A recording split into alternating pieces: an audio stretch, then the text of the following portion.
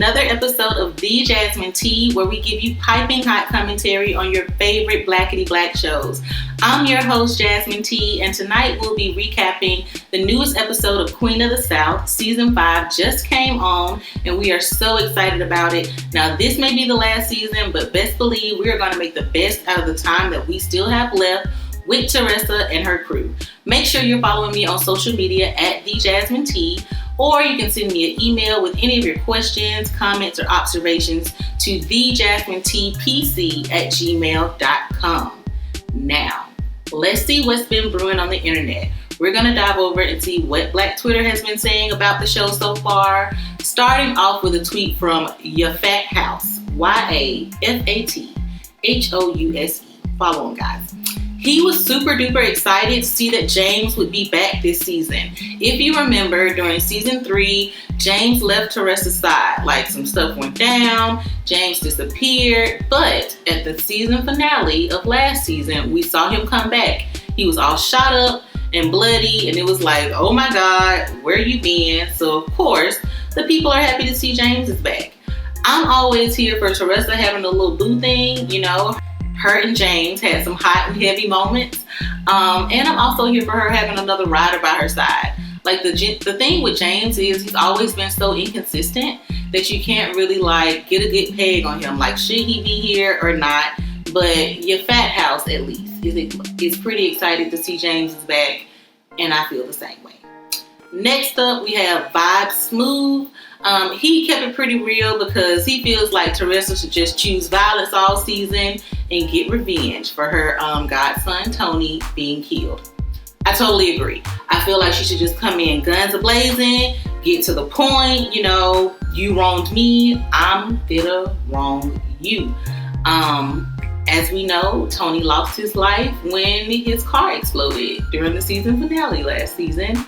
And of course, Teresa initially thought that it was one of her rival, like, drug members, or I don't know, are they colleagues? Do they use those terms in this industry? Okay. But she thought it was another drug dealer, but we the viewers knew, of course, that it was that evil judge. And so now she's hip to the game as well. So I am with Vibe Smooth. I want Teresa to choose violence, and I want to see it play out on screen. Next up, Air Rum, AIR-RUM. She shared all of my sentiments when she said, watching Queen of the South means that she'll also have to miss Snowfall. Now, I mean, I love Snowfall as well, and you know, I like supporting Franklin for the culture. But Teresa is my girl. Like, I've been waiting to see her come back in this white suit. She did not disappoint. She hit the ground running. I'm here for it, you know. I'm going to catch Snowfall on Hulu tomorrow. But on Wednesdays, my heart now belongs to Teresa. All right, guys, let's get to our piping hot moments from episode 1, starting with the fact that James is back. So, just like we said in What's Been Brewing, James disappeared in season 3. Now here he is coming back in season 5. You know, we know he arrived to us all shot up and bloody, but now we're finding out more details about where he's been, why he's back, and what he expects to be going on. Like, you think you're just going to swoop back in and be in the crew? Do you think you're going to have to earn your spot? What's really going on through his head? But initially, nobody's trusting them, and I don't blame him. What do y'all think? Do you trust James? Pote, he was kind of being hip with it. Like, he made a good point and said that James didn't have to come and warn them about the kill team that was apparently coming after Teresa. James claims that he disappeared because he's been working with the CIA in order to keep them off of Teresa's back. But now, you know, that deal, that working relationship is ended, and he's free to come be back on Teresa's squad. He found out some other people were coming at her, and now he's here to save the day. I mean, it sounds nice. It sounds nice. And Pote was like, okay, that makes sense. But King George, however, was like, skirt, I ain't buying it. He was giving James smoke the whole episode. He was asking question after question, cornering him in with his answers. I was here for it. I feel like James shouldn't be able to just slide back in the crew. Like, where you been, fam? James also had a pretty awkward meeting with Kellyanne. When the two of them came back face to face, she came out and said, thank you for not killing me. And he said, you're welcome. As you guys remember, James was ordered to kill Kellyanne because she was a snitch. She wasn't doing right. But he didn't. He let her go back off into the wilderness. And now she's out here back on the team. So he was a little surprised to see her. She was able to earn Teressa's trust. And then she definitely let him know what was up by telling him that Teresa is the boss now. So the next time she gives you an order, you need to follow it. Which is pretty ironic, seeing as one of the orders was to kill her in the past. But, we get it. Our next piping hot moment was the moment when Judge Lafayette lied and blamed the killing of his son on Dumas. Now, we know that is not what went down. So the judge is really pissed at Dumas for deciding to do business with Teresa instead of sticking with him. And so once his son was murdered, he figured this was the perfect opportunity to roll this man under the bus. And so now Dumas's face is all over the news channels as the person that killed the judge's son. There's a manhunt. I'm sure he and his crew are hiding. But this is also like a perfect opportunity for sweet revenge, right? Like, it's just some more sketchy stuff coming from a sketchy man. I also want to let you guys know that the judge has a new police chief under his arm. Officer Gamble is like the perfect example of everybody brown ain't down. So when the show really kind of first began, we got to see this black officer. And so she was asking the judge questions. She was like, hey, we ain't got no security camera footage of your son being attacked by some intruder, as you say. None of your story is adding up. What's up? And then in comes Officer Gamble and basically just like scoots her out of the way.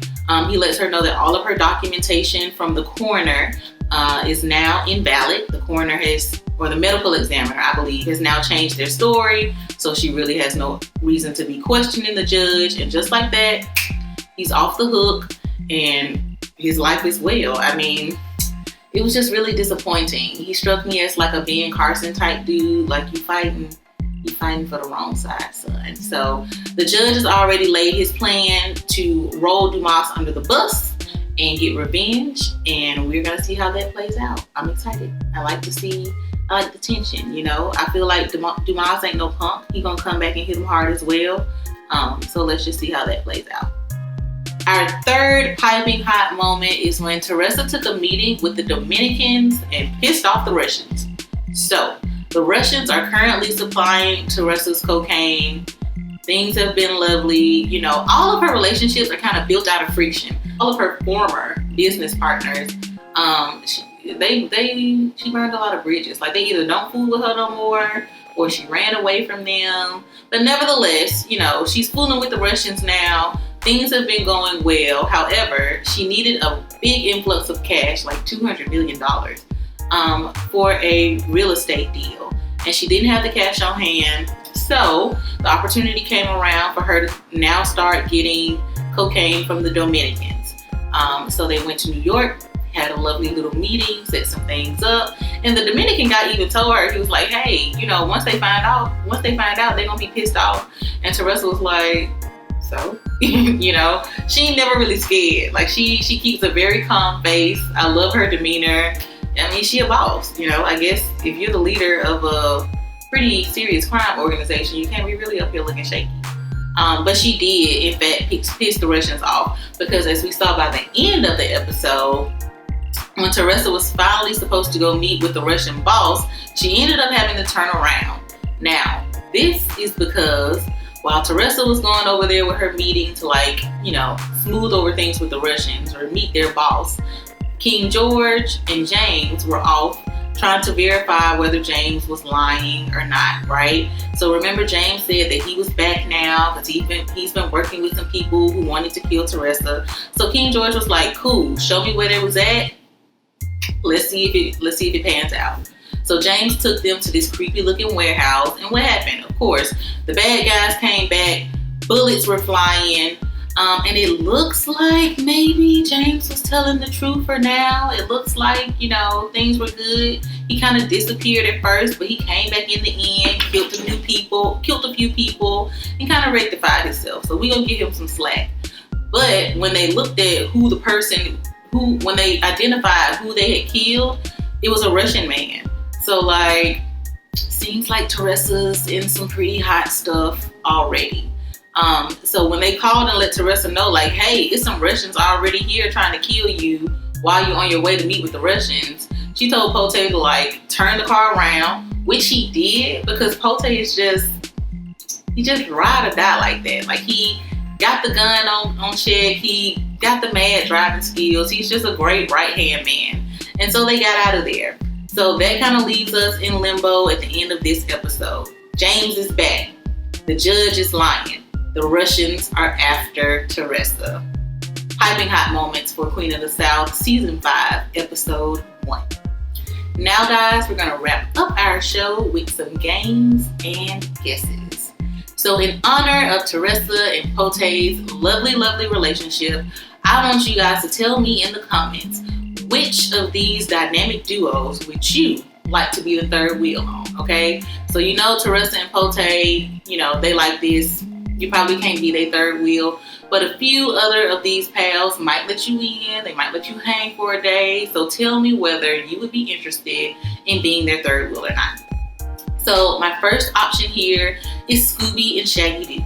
Now, I know they're cartoons, however, they be having fun. They be going on a lot of adventures. They always eating good. I honestly feel like, you know, I might like to hang with them for a little bit. I don't really want to go in the haunted house. I don't really want to help you find no ghosts. But I'll be the lookout. You know, maybe I can drive the van. I can always go pick up snacks, you know, so maybe I can hang with them. What do you think? Next up, Jaslyn and Skylar from Grownish. Remember, this is really Chloe and Halle Bailey, but you know, they're Jaslyn and Skylar on Grownish. Whole different attitude. Or maybe not. I don't know them in real life. But they're some really nice chicks. They're sassy. They're funny. Would you like to be their third wheel? Yes or no? After that, we have Meredith Grey and Christina Yang from Grey's Anatomy. Now, I don't watch Grey's Anatomy because I can't handle all that blood and guts. It's just too much for me. But I know a lot of you guys watch the show. You may feel some type of way. I hear they like to have dance parties. Is that your thing or no? Last up, I got Craig and Smokey from Friday. Now, we, the Black culture, know this dynamic duo from, you know, unemployment, sitting on the porch, not having no job on a Friday. So you ain't gotta hang with them on that tip. But I mean, they were pretty loyal for each other. They hung together the entire movie trying to figure out how to get Debo his money back. They had each other's back, you know, some type of friendship. Would you be down to be their third wheel? Let me know in the comments. And finally, for our guesses, number 1, do you think that James is really loyal? Or do you think that, you know, he's still sketchy? Are you siding with Pote? Like, oh, maybe he could be a good guy, maybe he's reformed. Or are you still pretty skeptical like King George? Now remember, by the end of the episode, James had killed some people. It seemed like he redeemed himself. But I still feel like there's more to the story and we don't know everything. Like, you ain't just gonna disappear on me for over a year, swoop back in and be all good. Like, I don't even care if you drop a body. I still have more questions. What do you think?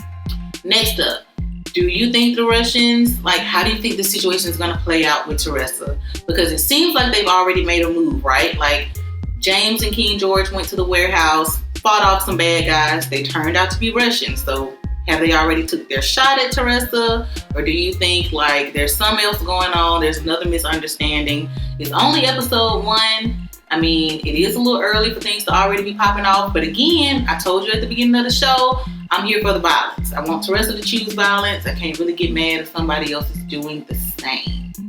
Let me know what you think. That's going to wrap up this episode of The Jasmine Tea. But make sure you're following me on social media at The Jasmine Tea so you can live tweet with me or so you can chat more about the show. Let me know what else you want to see on social media. You can also send me an email if you have any questions, comments, or observations about the show. Also, if you have some questions that you want to send in for some advice. I had a few people reach out last year, but I wasn't able to get to their questions. But if you'd like to send in an advice question that I can answer here on the show, I would love to do that. Just let me know. You can slide in my DMs or send it to thejasminetpc@gmail.com. Make sure you like and share this video with all of your friends and subscribe to my YouTube channel. I really appreciate it. And I will see you guys next time. Bye-bye.